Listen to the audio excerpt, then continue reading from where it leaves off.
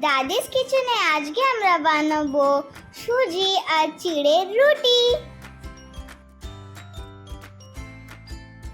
সুজি ময়দা জলে ভিজিয়ে গরম করে একটু টাইট করে নিতে হবে, ফুটিয়ে করে আটা বা ময়দা দিয়ে মাখতে হবে। মেখে একটু টাইট করে নিয়ে তারপরে 10 মিনিট চাপা দিয়ে রেখে দিয়ে তারপরে ন্যাচি করে আটা দিয়ে বেলে রুটি করতে হবে।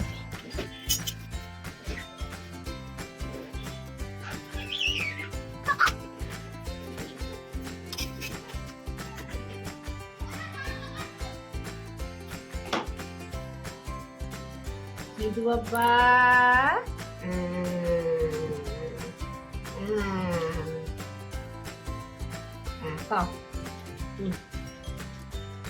তুই মা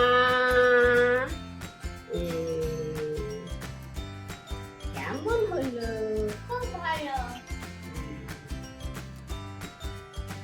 তো বন্ধুরা, তোমরাও এটা ঘরে বানিও আর আমাদেরকে জানিও।